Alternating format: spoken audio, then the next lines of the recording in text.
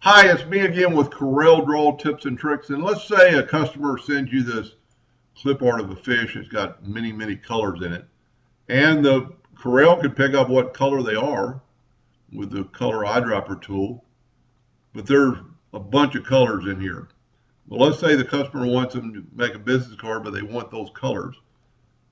And well, if you just wanted one color, you just take the eyedropper tool and grab that gold and then place it in there, and you've got that color to use later. And you can see it added that color to my document. So, but if I want all those colors, I want to use them, I can go up to Windows, Color Palettes, Add Colors from Document, and there's all the colors that are in this little fish.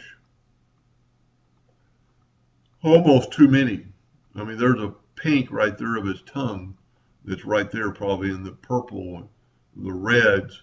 But let's say you only wanted 5 of the colors to reuse. Let's Control D and make a bunch of boxes. Let's say there's 5 main colors you want to use. I want to use that gold. I want to use that. You got to go back to the eyedropper.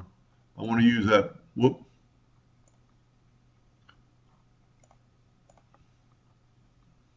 I guess you got to go to the pick tool, get the eyedropper tool again. Yep, got to go. I remember that. You got to go to the pick tool every time.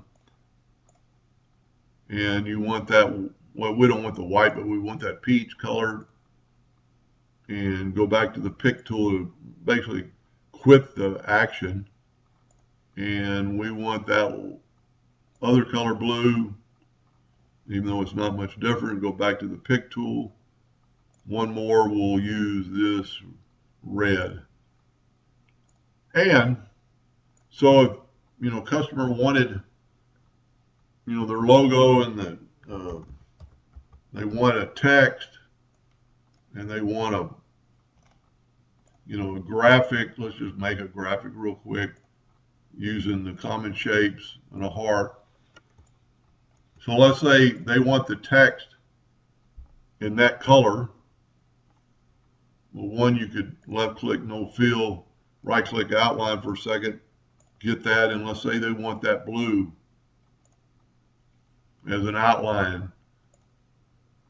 And I put no outline, so it's got to do something. So let's put it now to an outline. So they want the text to be that color, but they want the heart to be this red.